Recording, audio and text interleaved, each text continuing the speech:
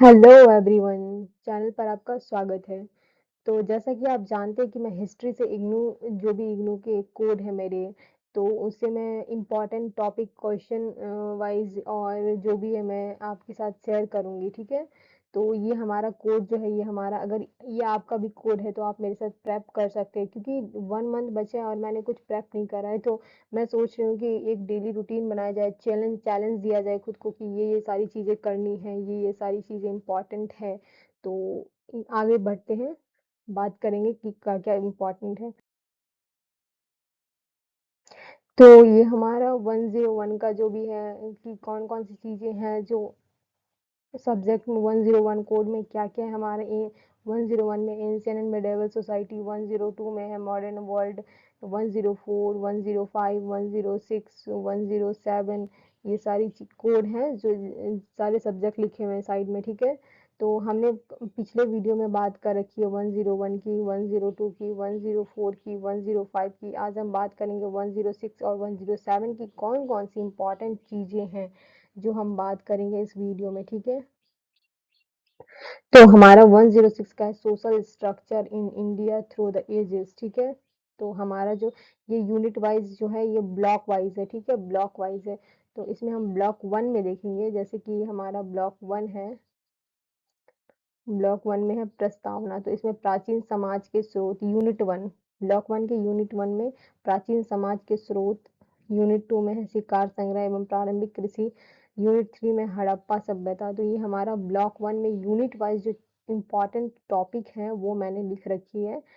तो ये most expected है कि एग्जाम में आएंगे। ब्लॉक 2 में हम देखेंगे संक्रमणाधीन संस्कृतियाँ, जैसे यूनिट 1 है, ब्लॉक 2 में हमने जैसे ब्लॉक 1 में देखा वैसे ब्लॉक 2 में हमारा यूनिट 1 है, यूनिट 2, यूनिट 3, यूनिट 4 तक है, जिसमें यूनिट 1 में है वैदिक समाज, यूनिट 2 में है लो युगीन संस्कृतियाँ, यूनिट 3 में है बौद्ध एवं जैन धर्म, यूनिट 4 में है बौद्ध धर्म का विस्तार। चलते हैं नेक्स्ट स्लाइड में। तो ये हमारा ब्लॉक 3 में आ गए हम। तो ब्लॉक 3 में है क्या है, प्रारंभिक ऐतिहासिक समाज, इसमें भी यूनिट वाइज है। ब्लॉक 3 के यूनिट में यूनिट 1, यूनिट 2, यूनिट 3, यूनिट 4, इसमें आप देख सकते हैं कि कौन कौन सी चीज़ें इंपॉर्टेंट है, कौन कौन सी चीज़ें बिल्कुल इम्पॉर्टेंट है, जो मोस्ट एक्सपेक्टेड है कि एग्जाम में आएंगे, तो ये मैंने लिख रखा है। और मैं समराइज भी करूंगी कि होल कोड में कितनी इंपॉर्टेंट टॉपिक्स हैं। ये तो यूनिट वाइज मैं कर रही हूँ। यूनिट 4, ब्लॉक 4 में सबसे महत्वपूर्ण ये है, और ब्लॉक 5 में औपनिवेशिक काल अत्यंत महत्वपूर्ण, ये वाली भी चीज़ें इंपॉर्टेंट है आपकी। चलते हैं आगे स्लाइड में।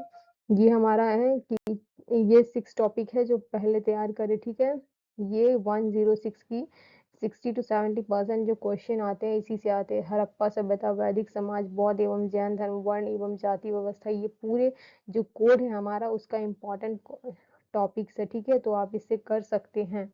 चलते हैं नेक्स्ट कोड में। तो ये हमारा 107 है। तो आप देख सकते हैं कि historiography and economy most important जो भी है हमारा इम्पॉर्टेंट टॉपिक है। ये इसमें भी हमारा जो ब्लॉक वाइज है, ठीक है? तो ब्लॉक 1 में हमने ये देख रखा historiography and economy most important, और ये हमारा ब्लॉक 2 में है ट्रेड एंड मार्केट।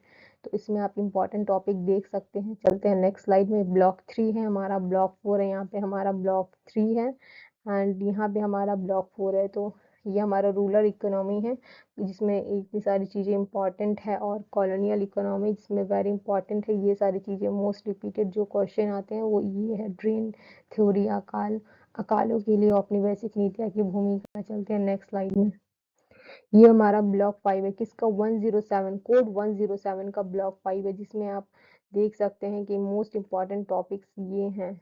इसमें भी हमारा ब्लॉक वाइज है। ब्लॉक 6 है डेमोग्राफी एंड इकोनॉमी, इन पे इम्पॉर्टेंट जो टॉपिक है जनगणना, जनसंख्या परिवर्तन, जनसंख्यिक बदलाव, ये सारी चीज़ें इम्पॉर्टेंट है।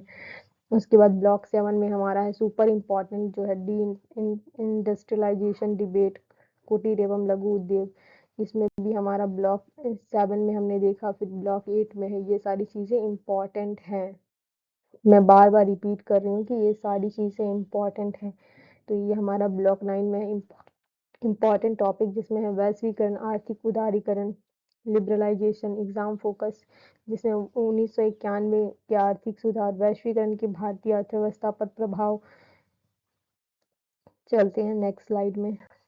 तो ये हमारा जो 107 का कोड था, लास्ट कोड था, तो ये हमारी इम्पॉर्टेंट टॉपिक्स हैं जो 107 में आपको एग्ज़ाम में करके जानी है, मुझे भी करनी है। ये जो मैंने अपने आपको 30 डेज चैलेंज दे रखा है, तो इसमें मुझे करनी है ये सारी चीज़ें।